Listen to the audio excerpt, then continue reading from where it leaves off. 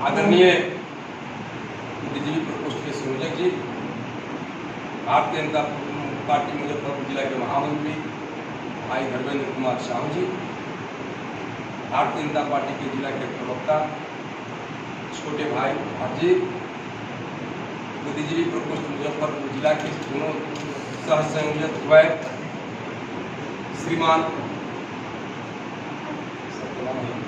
नंद किशोर बाबू और हम लोग के साथी फौजी भाई अरुण जी, और आज 9 मनोनीत भारतीय जनता पार्टी बुद्धिजीवी प्रकोष्ठ के सभी देव दुर्लभ कार्यकर्ता बंधुओं, मुझको नहीं लगता है कि इसमें बैठे हुए लोगों में से अधिक लोग पार्टी से पहले से कहीं जुड़ा हो। मुझको लगता है कि कई लोग इसमें ऐसे हैं जो पहली बार किसी राजनीतिक दल के कार्यक्रम में शायद आए होंगे।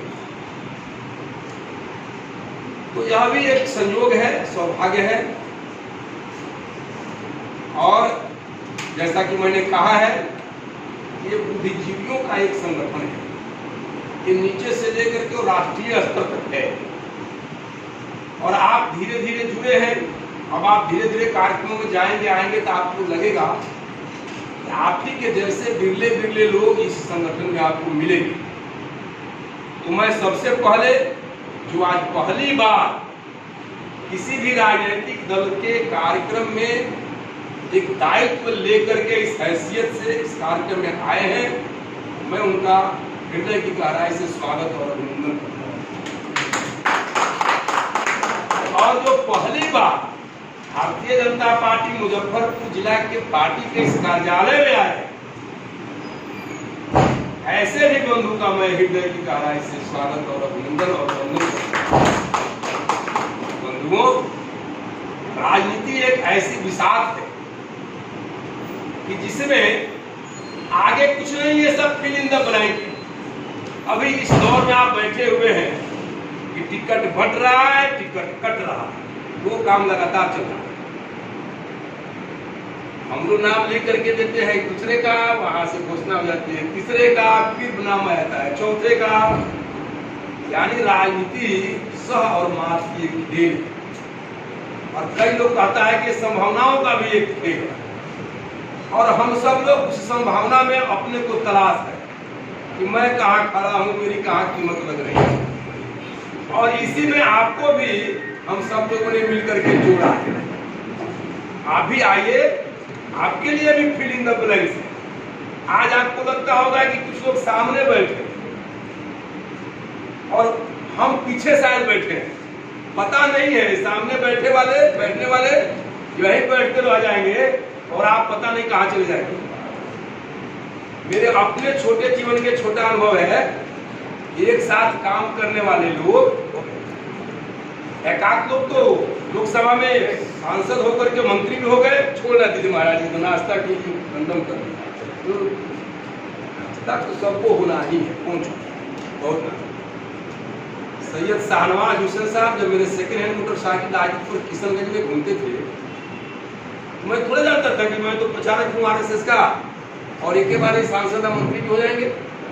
4000 वोट से चुनाव हार गए और दूसरी चुनाव 5000 वोट से जीत गए और तरातर अटल जी की सरकार में मंत्री बने। और जब मैं किशनगंज से मुजफ्फरपुर ट्रांसफर होकर आया, तो आज जो हमारे नगर से उम्मीदवार हैं आदरणीय सुरेश शर्मा, 62,000 वोट लाकर भी 35,000 से चुनाव हार गए। राजनीति में 2 बार मैंने अपने जीवन में रोया, एक बार सैयद शाहनवाज हुसैन के हारते हुए, दूसरा बार सुरेश शर्मा का।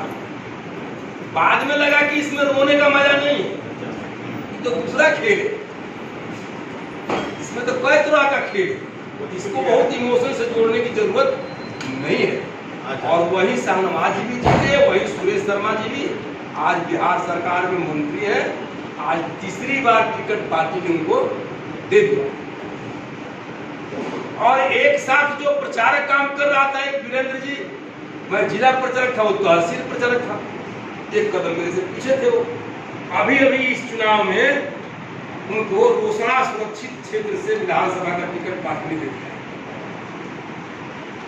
पता नहीं, हो सकता है कल विधायक हो जाए।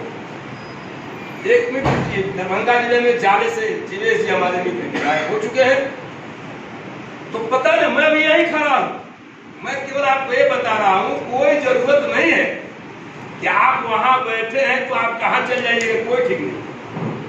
यह पूरी संभावनाओं का खेल है और सबके लिए यहाँ पूरा खुला हुआ, किसकी गोटी कहां सेट हो जाएगी पता नहीं। केवल इतना ही है कि गाड़ी ट्रैक पर रहना चाहिए और ट्रैक पर चलते रहना चाहिए, गति कम हो अधिक। आप आए हैं पार्टी में, आपका स्वागत है।